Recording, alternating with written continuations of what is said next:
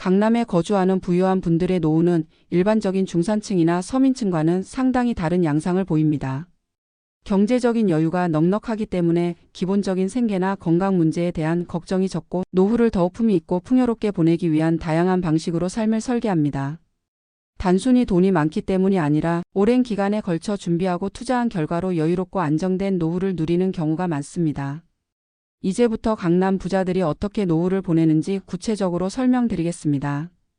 우선 강남 부자들은 노후를 위해 정서적, 신체적, 재정적 안정을 고르게 추구합니다. 단지 돈만 많은 것이 아니라 건강한 생활 습관과 꾸준한 자기관리로 삶의 질을 높이는 데 집중합니다. 대부분 운동을 일상적으로 하고 정기적인 건강검진을 통해 질병을 조기에 발견하고 치료합니다. 헬스 트레이너나 영양사, 주치의를 두고 체계적인 관리를 받는 경우도 흔합니다.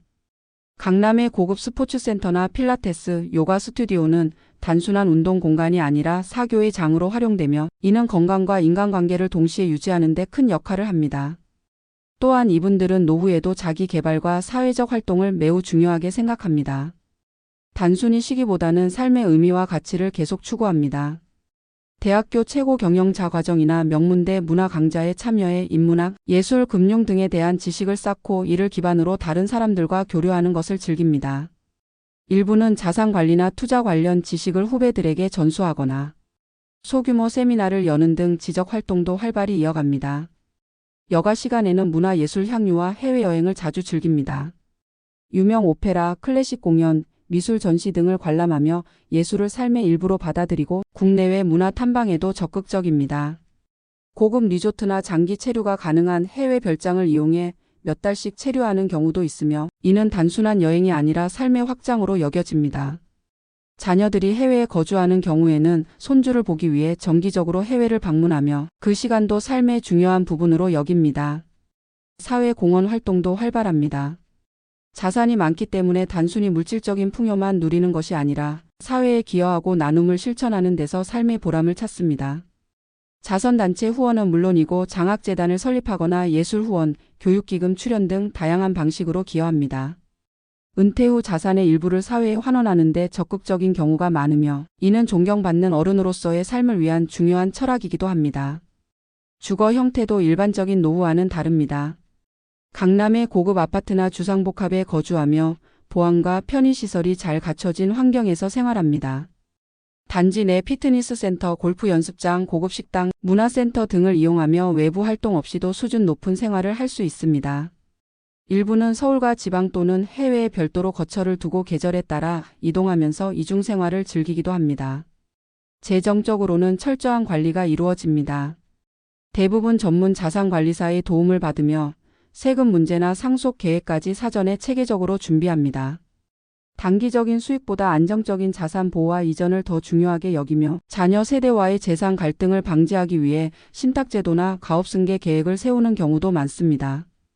고령일수록 현금 흐름을 확보하기 위해 부동산을 일부 매각하거나 임대 수익을 활용하는 방식으로 유동성을 유지합니다.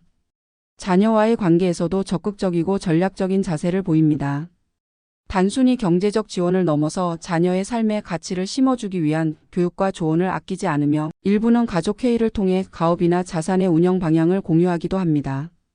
또한 손주 교육에도 관심이 많아 유치원, 초등교육부터 사교육까지 적극적으로 지원하며 가족 전체의 성장을 위한 발판을 마련합니다.